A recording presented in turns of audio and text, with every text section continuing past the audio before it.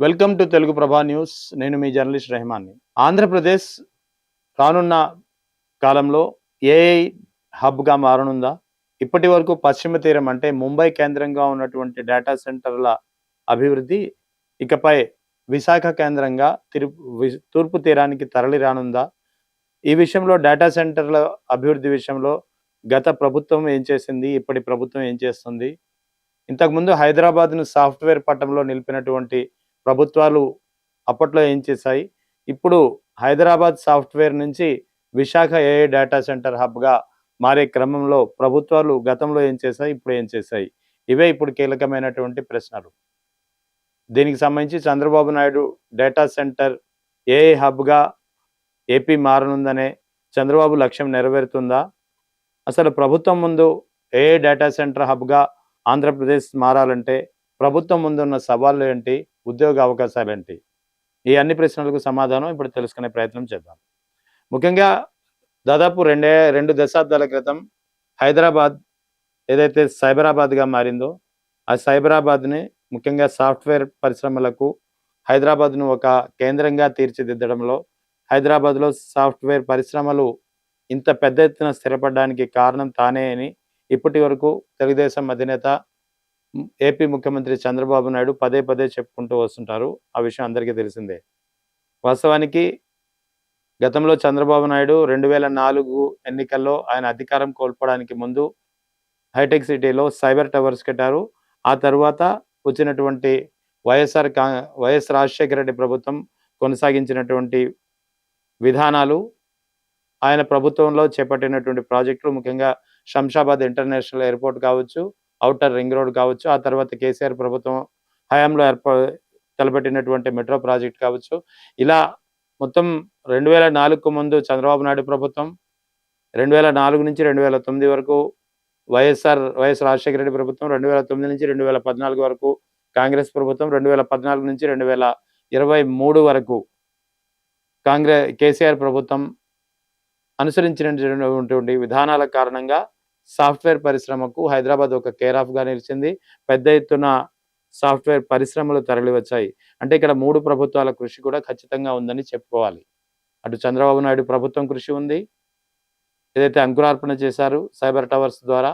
ఆ తర్వాత 2004లో వైఎస్ఆర్ హయాంలో కీలకమైన నిర్ణయాలు తీసుకొని అభివృద్ధి ప్రాజెక్టులు చేపట్టడం ద్వారా సాఫ్ట్‌వేర్ పరిశ్రమలకు రావడానికి మార్గం సుగమమైంది. ఆ తర్వాత కేసీఆర్ హయాంలో చేసినటువంటి ప్రయత్నాలు కావచ్చు, అభివృద్ధి పనులు కావచ్చు, మొత్తానికి హైదరాబాద్ సిటీని సాఫ్ట్‌వేర్‌కు కేర్ ఆఫ్‌గా నిలిపింది. 2004లో చంద్రబాబు నాయుడు ప్రభుత్వంలో దిగే ముందు 5,000 కోట్ల సాఫ్ట్‌వేర్ ఉత్పత్తుల విలువ ఉన్నటువంటి ఏడాదికి ఇది కాస్త ఇప్పుడు ప్రస్తుతం దాదాపు 3,00,000 కోట్లు ఏడాదికి చేరిందంటే అతిశయోక్తి లేదు. సో ఖచ్చితంగా 3 ప్రభుత్వాల కృషి ఉంది హైదరాబాద్‌ను సాఫ్ట్‌వేర్ రంగంలో ఒక కేర్ ఆఫ్‌గా మార్చడంలో. సో ఇప్పుడు సాఫ్ట్‌వేర్‌కి హైదరాబాద్ ఏ విధంగా అయితే కేర్ ఆఫ్‌గా చెప్పుకుంటున్నామో, అదే పరిస్థితి రానున్న కాలంలో విశాఖపట్నానికి ఏఐ డేటా హబ్‌గా మారనుందా అంటే ఖచ్చితంగా అవుననే సమాధానం వస్తుంది. దీనికి సంబంధించి కూడా గత ప్రభుత్వం చేసిన కృషిని చెప్పుకోవాల్సి వస్తుంది. ఇప్పటి ప్రభుత్వం, కూటమి ప్రభుత్వం చేస్తున్నటువంటి కృషిని కూడా ప్రధానంగా ప్రస్తావించుకోవాలి. వాస్తవానికి విశాఖలో ఏఐ డేటా సెంటర్లకు అంకురార్పణ చేసింది జగన్ ప్రభుత్వం. 2019, 2024 మధ్యలో ఉన్నటువంటి జగన్ ప్రభుత్వం, వైఎస్ఆర్ కాంగ్రెస్ పార్టీ ప్రభుత్వం. వైఎస్ జగన్ అప్పట్లో అదానితో కలిపి విశాఖలో దాదాపు 24,000 కోట్లతో 300 మెగావాట్ల డేటా సెంటర్‌ను, ఏఐ డేటా సెంటర్‌ను నెలకొల్పేందుకు ఎంఓయూ చేసుకున్నారు. దీనికి సంబంధించినటువంటి శంకుస్థాపన కూడా పూర్తయింది. ఆ తర్వాత ల్యాండ్ అలొకేషన్ కూడా జరిగింది. సో ఆ తర్వాత అధికారం కోల్పోవడంతోటి తాజాగా వచ్చినటువంటి 2024 ఎన్నికల్లో అధికారంలోకి వచ్చినటువంటి కూటమి ప్రభుత్వం కూడా ఇదే విధానాన్ని కొనసాగించింది. ఎందుకంటే రానున్న కాలమంతా ఆర్టిఫిషియల్ ఇంటెలిజెన్స్‌కు కీలకమైంది, అత్యంత విలువైంది డేటా సెంటర్లు. సో అందుకే ఏఐ హబ్‌గా, డేటా సెంటర్ల హబ్‌గా విశాఖపట్నం మారనుందనే వార్త బలంగా వినిపిస్తోంది. వైఎస్ జగన్ ప్రభుత్వం గతంలో అదానీ కంపెనీతో అదానీ డేటా సెంటర్ నెలకొల్పడానికి చేసినటువంటి ప్రయత్నాలకు కొనసాగింపుగా కూటమి ప్రభుత్వం చేసినటువంటి ప్రయత్నాల్లో భాగంగా గూగుల్ అదాని సంయుక్త భాగస్వామ్యంలో 1 గిగావాట్ సామర్థ్యంతో డేటా సెంటర్ వస్తున్న విషయం అందరికీ తెలిసిందే. ఇది కూడా విశాఖ కేంద్రంగా నెలకొల్పబోతున్నారు. ముఖ్యంగా సబ్మెరిన్ సీ కేబుల్ ద్వారా సింగపూర్ నుంచి తీసుకొచ్చే సబ్మెరిన్ సీ కేబుల్ ద్వారా ఈ పాశ్చాత్య దేశాలకు ముఖ్యంగా ఈస్టర్న్ కంట్రీస్‌కి అనుసంధానం చేస్తారు. తద్వారా అనుబంధంగా చాలా పరిశ్రమలు వస్తాయి. ముఖ్యంగా ఏఐ డేటా సెంటర్ విశాఖలో 1 గిగావాట్ సామర్థ్యంతో వస్తే దీనికి అనుబంధంగా చాలా పరిశ్రమలు వస్తాయనేది ఒక ప్రధానంగా వినిపిస్తున్నటువంటి మాట.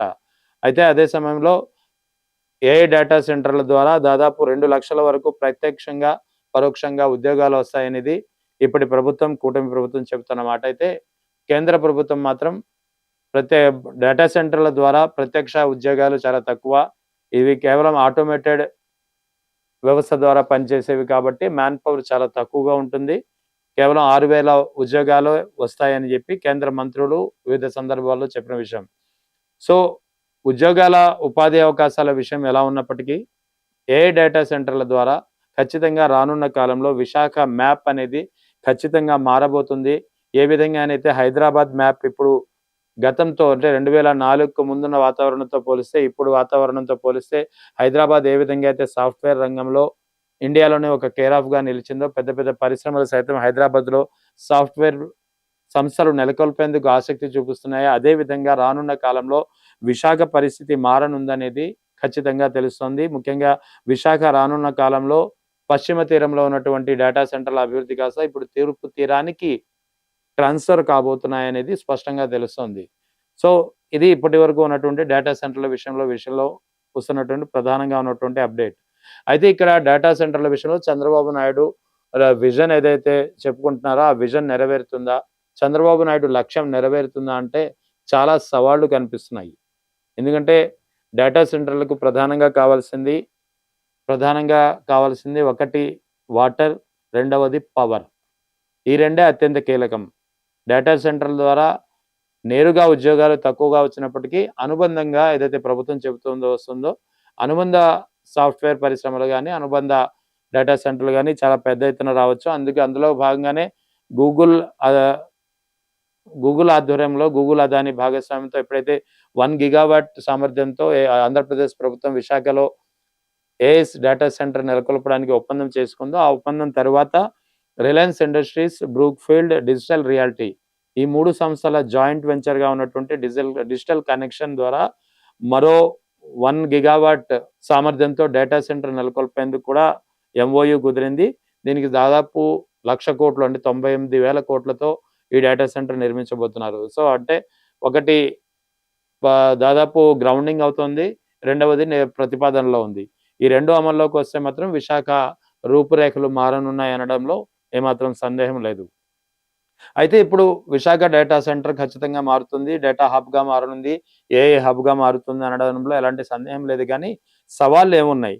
సవాళ్ళు అనేది ప్రత్యక్షంగా చాలా పెద్ద ఎత్తున ఉన్నాయి. ముఖ్యంగా ముందుగా చెప్పుకున్నట్టు దీనికోసం కావాల్సింది ప్రధానంగా పవర్ కన్జంప్షన్, వాటర్ కన్జంప్షన్.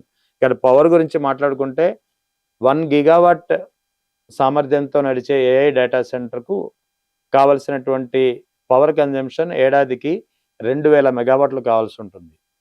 ఇది ముంబై ఏదైతే గ్రేటర్ ముంబైగా పిలుచుకుంటామో గ్రేటర్ ముంబై యొక్క వార్షిక విద్యుత్ వినియోగంలో సగం.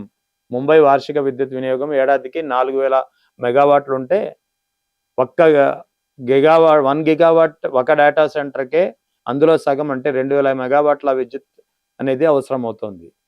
సో ఇక ఏపీలో ఉన్నటువంటి వార్షిక విద్యుత్ వినియోగం ఎలా ఉందనేది పరిశీలిస్తే ఆంధ్రప్రదేశ్ రాష్ట్ర వ్యాప్తంగా ఏడాదికి ఉన్నటువంటి విద్యుత్ వినియోగం 12,659 మెగావాట్లు. ఇది 2023 వరకు. 2024 గత సంవత్సరం లెక్కల ప్రకారం అయితే ఇది మరో 1000 మెగావాట్లు పెరిగింది. ఇప్పుడు 13,319 మెగావాట్లు పెర్ ఇయర్ ఆంధ్రప్రదేశ్ రాష్ట్రం మొత్తం వినియోగిస్తున్నటువంటి విద్యుత్ పరిమాణం. సో ఇది రానున్న కాలంలో మరింత పెరగనుంది. సో ఈ క్రమంలో ఒక్క డేటా సెంటర్కే 2,000 మెగావాట్లు విద్యుత్ అవసరం అయ్యే పరిస్థితి ఉంటే దీనిని ఎలా సమకూరుస్తారు? ఇప్పటికే ఆంధ్రప్రదేశ్‌కు పీక్ టైంలో ముఖ్యంగా వేసవి కాలంలో తీవ్రమైనటువంటి విద్యుత్ ఎద్దడి ఉంటుంది. తీవ్రమైనటువంటి విద్యుత్ వినియోగం కారణంగా పవర్ కట్స్ అనేవి కనిపిస్తుంటాయి. ఈ క్రమంలో విద్యుత్‌ని సరే సరిపోయినంత విద్యుత్ ఉత్పత్తి లేకపోవడంతోటి ఈ విద్యుత్‌ని ఎక్కడి నుంచి తీసుకొస్తారనేది ఒక ప్రధానంగా వినిపిస్తున్నటువంటి ప్రశ్న. సో, దీనికి ఆన్సర్‌గా ప్రభుత్వం చెబుతుంది రెన్యూవబుల్ ఎనర్జీస్ ముఖ్యంగా సోలార్ గాని, ఇటు గ్రీన్ ఎనర్జీస్ ద్వారా గాని సమకూర్చుకుంటుంది అనేది ప్రభుత్వం చెబుతున్నటువంటి మాట. సో, ఇది విద్యుత్ వినియోగానికి సంబంధించి. ఇక వాటర్ అనేది అత్యంత కీలకం. విశాఖలో ఇప్పటికే డ్రింకింగ్ వాటర్ ఫెసిలిటీ అనేది అంతగా లేదు. ఇప్పటికే అక్కడ ఈ పోలవరం ప్రాజెక్ట్ ద్వారా ప్రస్తుతం ఏలేరు ప్రాజెక్ట్ ద్వారా అక్కడికి డ్రింకింగ్ వాటర్ అందుతున్న పరిస్థితి. భవిష్యత్తులో పోలవరం పూర్తయితే రైట్ కెనాల్ ద్వారా విశాఖకు తాగునీటిని, అటు సాగునీటిని అందించే ప్లానింగ్ ఉంది. సో, ఈ క్రమంలో డేటా సెంటర్‌లకు విశాఖ తరలివస్తే నీటి వినియోగం నీటిని ఎక్కడి నుంచి తీసుకొస్తారనేది ప్రధానమైనటువంటి ప్రశ్న. ఎందుకంటే విశాఖకు కావాల్సినటువంటి విశాఖలో డేటా సెంటర్‌లకు ఎంత వాటర్ అవసరమవుతుందనేది పరిశీలిస్తే ఒక్కసారిగా షాక్ తినక మానదు. ఎందుకంటే వాటర్ అనేది ఒక గిగావాట్ డేటా సెంటర్‌కు ఏడాదికి 18 మిలియన్ గ్యాలన్ల నీరు అనేది అవసరమవుతుంది. ఇది రోజుకు లెక్క వేస్తే 50 మిలియన్ గ్యాలన్లు. అంటే 1 గిగావాట్ డేటా సెంటర్ నెలకొల్పాలంటే దానికి రోజుకు 50 మిలియన్ గ్యాలన్ల నీరు అవసరమవుతుంది. ఇది ఎంతంటే ఆ రాజమండ్రి, తిరుపతి, వరంగల్ వంటి నగరాలు ఏదైతే దాదాపు 5-6 లక్షల పాపులేషన్ ఉన్న జనాభా ఉన్న నగరాలు ఉన్నాయో, ఈ నగరాలకు రోజుకు ఎంత వాటర్ అవసరమో అంత వాటర్ కేవలం 1 గిగావాట్ డేటా సెంటర్‌కు వినియోగించాల్సి వస్తుంది, కేటాయించాల్సి వస్తుంది. ఇది మరి విశాఖలో ఇప్పటికే డ్రింకింగ్ వాటర్ ఎద్దడి ఉన్న కారణంగా విశాఖ వంటి నగరాలలో ఇంతటి డేటా సెంటర్‌లకు ఇంత పెద్ద ఎత్తున వాటర్ అనేది ఎలా సమకూరుస్తారనేది ఒక ప్రధానమైనటువంటి ప్రశ్న. ఈ రెండే ప్రధానమైనటువంటి సవాళ్లు చంద్రబాబు నాయుడు ప్రభుత్వం ముందు ఉన్నాయి. ఖచ్చితంగా ఏ డేటా సెంటర్‌గా, హబ్‌గా విశాఖ మారుతుంది అనడంలో ఎలాంటి సందేహాలు లేవు గానీ, అనుకున్న లక్ష్యాలు సాధించేందుకు ఈ ముఖ్యంగా పవర్ కన్జంప్షన్, ఇటు వాటర్ కన్జంప్షన్ ఈ రెండిటి విషయంలో ఉన్నటువంటి సవాళ్లను ఈ ప్రభుత్వం ఎలా ఎదుర్కొంటుంది? ఎలా ఎదుర్కొని రానున్న కాలంలో విశాఖను చెప్పినట్టుగానే హబ్‌గా ఎలా మారుస్తుందనేది ఒక ప్రధానమైనటువంటి ప్రశ్న.